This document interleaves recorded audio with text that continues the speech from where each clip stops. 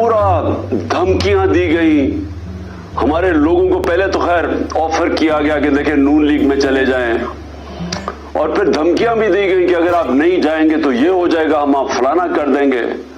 पैसे अलहदा, धमकियां अलहदा।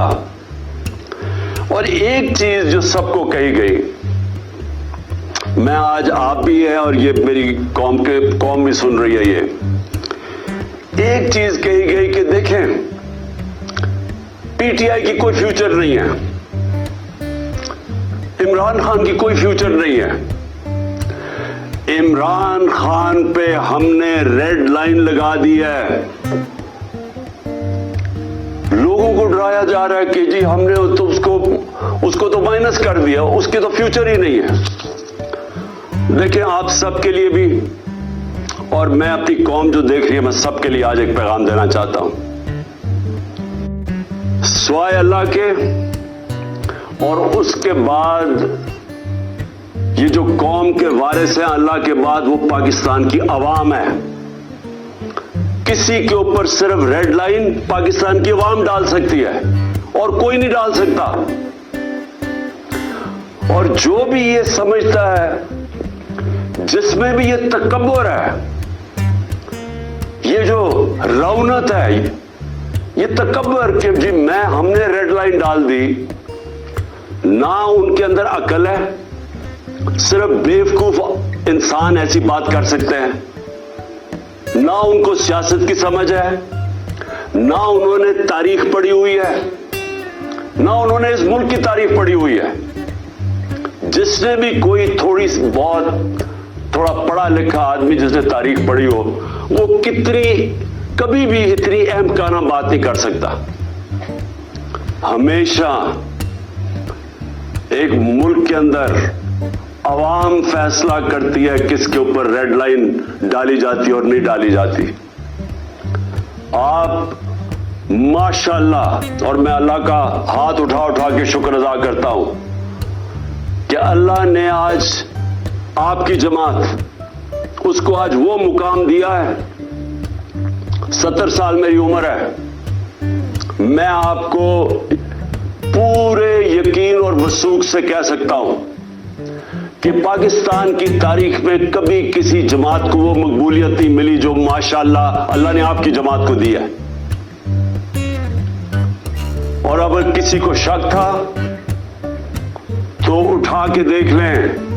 पहले तो 65 जलसे किए, जरा 65 जलसों की जरा वीडियोस लोगों को दिखा दें। आजकल तो सोशल मीडिया का जमाना है। गर्मी की इंतहा के अंदर जिस तरह पाकिस्तान की पब्लिक निकली, पाकिस्तान की तारीख में कभी ऐसे पब्लिक नहीं निकली किसी भी जमात के लिए।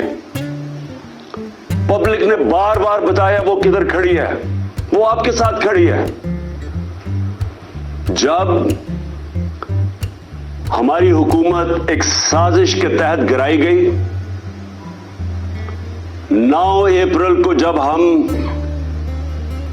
मैं अपनी डायरी लेके घर पहुंचा, तो जो भी ये रेड लाइन ड्रॉ करने वाले समझ रहे हैं कि रेड लाइन ड्रॉ की, सबको शॉक मिला कि जब 10 अप्रैल को पाकिस्तान की पब्लिक सड़कों के ऊपर आ गई। इस मुल्क की तारीख में कभी भी पाकिस्तान की पब्लिक, एक हुकूमत जिसको हटाया गया हो, आज तक पाकिस्तान की पब्लिक ने मिठाइयां तो बांटी हैं, कभी उस हुकूमत के लिए लाखों लोग नहीं निकले। और उसके बाद इलेक्शंस हुए, 16 जुलाई को इलेक्शंस हुए। एक अजीब सिचुएशन था कि हमजा को यहां बैठा दिया गया, सारी उसके साथ पुलिस, इंतजामिया, एस्टेब्लिशमेंट मदद कर रही है उसकी, हर चीज, इलेक्शन कमीशन पूरी मदद कर रही है। यह भी पंजाब की तारीख में कभी नहीं हुआ कि स्वीप की, तहरीक इंसाफ ने बाई इलेक्शन स्वीप किए। और वो क्यों किए? क्योंकि पाकिस्तानी कौम निकल आई। कभी इस तरह कौम नहीं निकली। ना किसी ने बरादरी देखी, ना किसी ने रिश्तेदारियां देखी। लोग नजरिए के लिए निकले और आप सब जानते हैं, क्योंकि आप सब ने शिरकत की, आपने सब उस बाय इलेक्शंस में शिरकत की और आपने अपनी आंखों से देखा कि किस तरह पब्लिक निकली और पब्लिक ने वाज़ेह बता दिया कि हम किधर खड़े हैं। फिर 16 अक्टूबर को इलेक्शन हुआ। 16 अक्टूबर को चुन के इलेक्शन कमीशन और नवाज शरीफ ने चुन के वो हल्के, उन हल्कों के अंदर बाय इलेक्शन करवाई जो हमारे सबसे कमजोर थे, जिनमें पीडीएम की इन सारी जमातों की दुगनी वोट्स थी हमारी 2018 इलेक्शन में। चुन के उन्होंने इलेक्शन करवाए और वो आप सब ने देखा कि 8 में से 7 इलेक्शन हम जीते और पब्लिक ने वोट डाली। पब्लिक ने वोट डाली ये जानते हुए कि मैंने इलेक्शन में, हमने असेंबलियों में नहीं बैठना था। ये कभी आपने सुना है पाकिस्तान में? कभी ऐसे पाकिस्तान में हुआ कि पब्लिक इस चीज को जानते हुए कि ये जो एमएनए को हम वोट डाल रहे हैं ये हमारे काम नहीं करवा सकेगा, हमारी गली सड़कियां, हमारे जो काम है वो नहीं करवा सकेगा, ये असेंबली में भी नहीं जाएगा। 8 में से 7 इलेक्शन जीते। पब्लिक वाज़ेह बताती जा रही थी कि वो किधर खड़ी है, लेकिन मुझे अफसोस से कहना पड़ता है फैसला किया गया कि हम डंडे के जोर से पब्लिक को, पब्लिक ओपिनियन को मोड़ेंगे।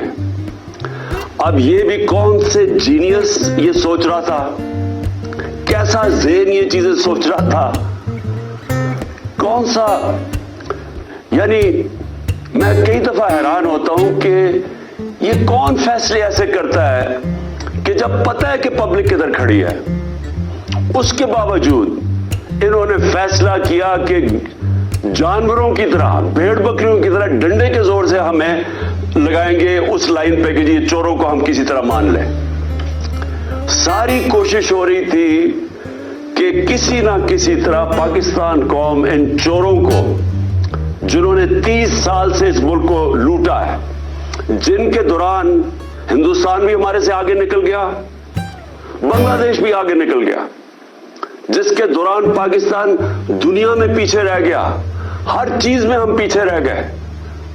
आईटी, एक चीज ले रहा हूं, टेक्नोलॉजी की फ्यूचर है। हिंदुस्तान ने सन 2000 में $1 अरब उनकी आईटी एक्सपोर्ट थी, आज उनकी $140 अरब आईटी एक्सपोर्ट है। यहां किसी ने तवज्जो ही नहीं दी, कोई लॉन्ग टर्म प्लानिंग ही नहीं की, क्योंकि ये जो 2 खानदान आए थे इनको सिर्फ एक काम आता था, पैसा चोरी करना और उसके बाद एनआरओ लेना।